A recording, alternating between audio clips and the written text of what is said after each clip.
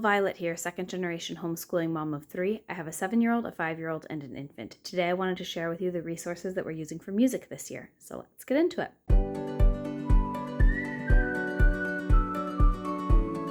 So this year I decided to combine this DK Children's Book of Music with Carnegie Hall's Musical Explorers program, which is online. So first I'm going to show you a flip through of this book, then I'll explain how I combine the two, and then I'll move over to the computer and show you Musical Explorers. So this is the old edition of this book. It includes a CD. I love having a CD so my kids can just put it in the CD player themselves. The new edition of the book, instead of having the CD, everywhere that there's a little track sign in this book that tells you to use the CD, the new book just says, go listen to this specific piece of music, and it'll tell you the title of a piece of music or a specific kind of music to look up. So that's kind of nice if you're buying it used. You don't have to worry about it not having the CD. The other change in the new I checked the new one out for my library, and so the other change that I noticed is that they added 2 pages here. They added a 2-page spread on Beyonce, and then they added a 2-page spread on K-pop.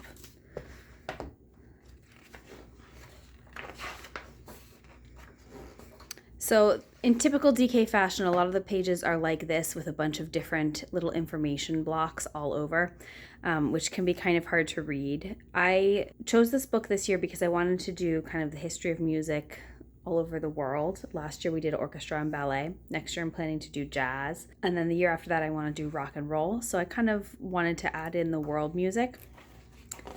So I thought this book would be really good for that. I think you could use this book all by itself for multiple years. It's very detailed. It has these timelines, and you could really dive into a lot of detail with these timelines. We don't. I usually just read my daughter the main point, maybe a little bit about the instrument, and maybe a couple of things on here. I don't want to overwhelm her, especially since this is our first look at the history of music all around the world.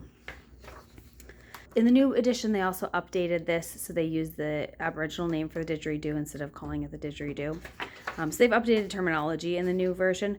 I purchased this before they had the updated edition, so really happy with what we've done so far. So as you can see, every so often I have these little post-it notes. So at the beginning of the year, I went through Carnegie Hall's Musical Explorers program, all of their units, and I wrote all of them out on Post-it notes. And then I went through this book and tried to place them fairly evenly spread throughout this book next to something that was sort of related to them. Because if I placed them chronologically, they'd all end up being clumped at the end because they were all filmed recently.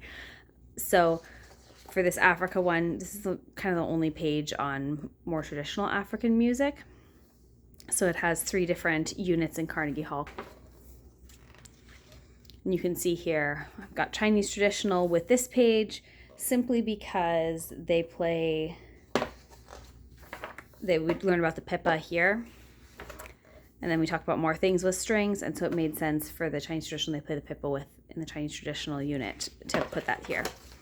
So I'll just keep flipping through this book quickly. As you can see, I have on this page a lot of different post-it notes.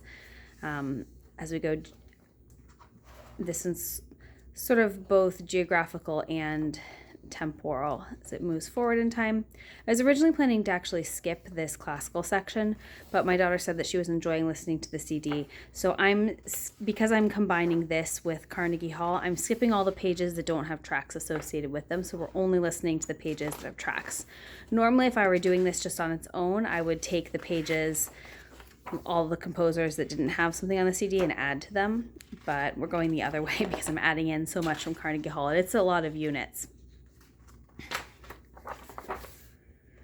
For this one, this opera CD is something I checked out from the library. It was a CD of opera music in English, like famous opera songs. So we listened to that in the car while we were driving. That was fun.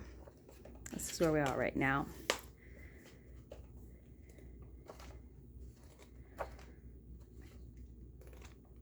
We've been enjoying this book. My daughter enjoys the Carnegie Hall units a little bit more, but I thought about just doing the Carnegie Hall Musical Explorer units this year and having that be the entirety of our musical curriculum, but I wanted something with a little bit more structure and that talked a little bit more about the history of music over time. So we've been really happy with combining the two.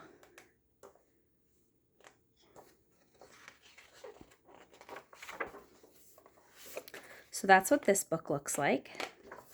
And Now let's move over to the computer and take a look at Carnegie Hall Musical Explorers. So here's Musical Explorers. This how to use the curriculum section is geared towards classroom teachers, so I did not find any of those tips particularly helpful, but this core activities section has some neat things in it.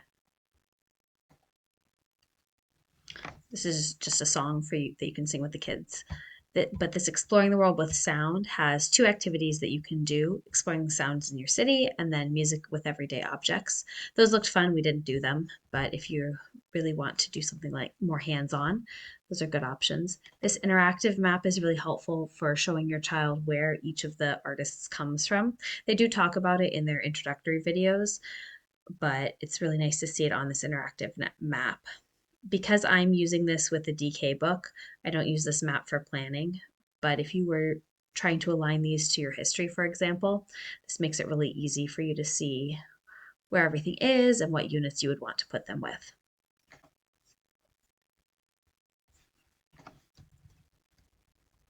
These vocal and body warm-ups and rhythm training school, my daughter actually did during our kindergarten year for music.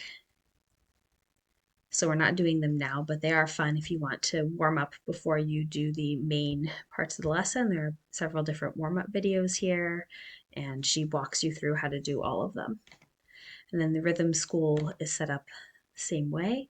It uses your body as an instrument to make all the different rhythm sounds. This one has a bunch of stuff in the background, but you just need a ball for this one. And then there's one other lesson that it recommends you have a ball, although you can make do without. And then this very last lesson, they want you to have plastic bags or something crinkly, just something to make an additional sound to explore more rhythm and percussion concepts at a basic level. This Developing Explorer Mindset section talks about ways that you can extend the units for grades 3 through 5. A couple of the units do have specific activities that were designed for 3rd through 5th graders, but most of the units are just the main parts of the units, the activities and everything are aimed at K through 2 students. I think you can use them for a wider age range, certainly the videos, but some of the activities kind of depends on your child, I guess. So those are some ideas for extending it.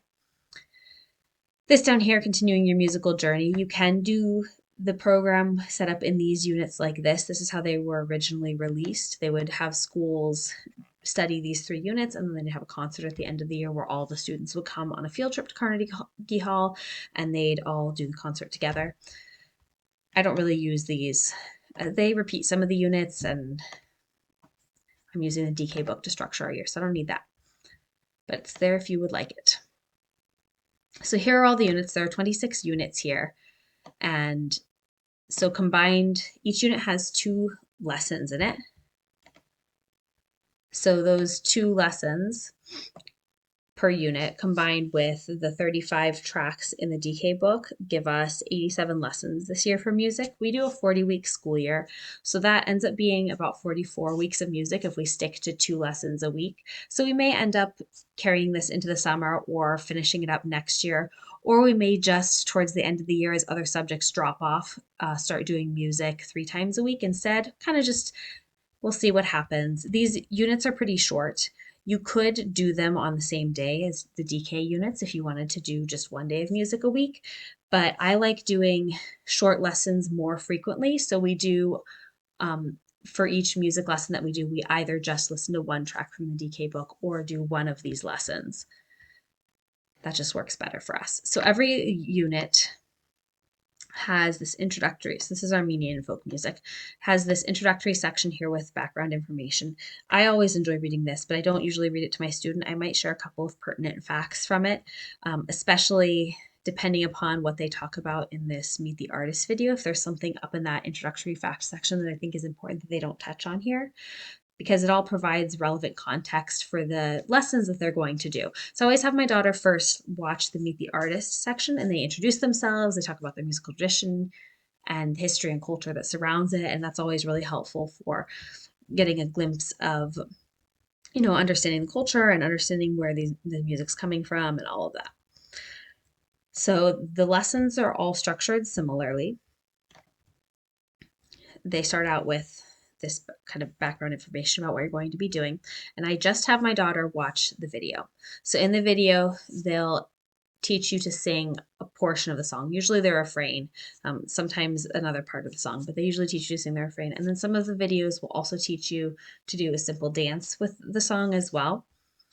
So I just have my daughter watch the video. They're each around 5 minutes. So our whole music lesson for one day, if we're just doing Carnegie Hall, would be at most around 10 minutes if they're watching the artist introduction and lesson one, which I do have them do those two together. And then day two will be shorter because they'll just be watching lesson two, which is about 5 minutes. If you would like to do more, they have all sorts of materials on this page that you can add. So they have all the tracks that they're using. They have some of the music. So here's the music that they teach you to sing, the refrain or the chorus. They have all the words in the translation. They have some more activities. So here's lyrics, harmony, different questions you can ask. Here's a harmony video. I will ask my daughter if she's interested in this video, but if she's not, that's fine. I'm mostly using this as a music appreciation course this year, so my goal is to expose her to a wide variety of music. So I'm not focusing as much on these musical concepts this year. She is only in second grade, so there's definitely time to delve more into this music theory type stuff when she's a little bit older. So there's a musical harmony activity, which would be very difficult for us to do with just the two of us. I think it would work much better in a classroom.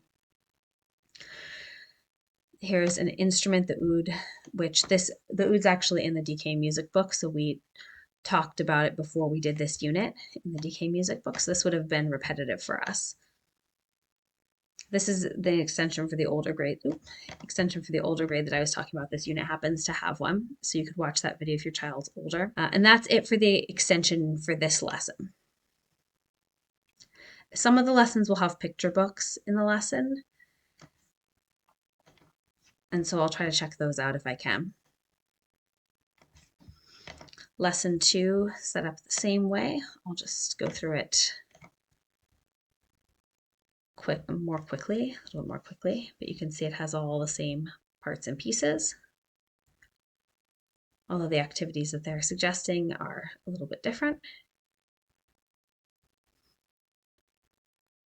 And then this one here does have this literacy extension. So my daughter enjoyed this book. She thought it was funny. Yeah, so that's those two lessons for this unit. Underneath the lessons on this page, they have professional development videos. These are to help classroom teachers teach their classrooms. I don't ever watch these. And then there are more down here for every artist. They always have a way to listen to more of the artist's music. And then they'll have some articles that are for the teacher, more background knowledge to help teach it. And then these videos vary. Sometimes they're all background knowledge that's intended to help the teacher, but some of them are also things that the kids might enjoy watching. You kind of have to just watch them yourself and judge if it's something your kid will be interested in or not. And then they have more cultural articles and things that you can explore. They'll put all the literacy that's used in the unit in the lessons down here so you can see it at a glance without having to go into each individual lesson. And that's it. That's how one of these units is set up. So we just go through and watch the videos, and we've been really, really happy with that, alternating back and forth between doing the DK book and then this Carnegie Hall Musical Explorers. So yeah, that's that. I hope you found that helpful. Thank you for watching. I'll put links in the description box below. I am an Amazon affiliate, so if you click on an Amazon link and make a purchase, I do receive a small commission. Thank you for watching.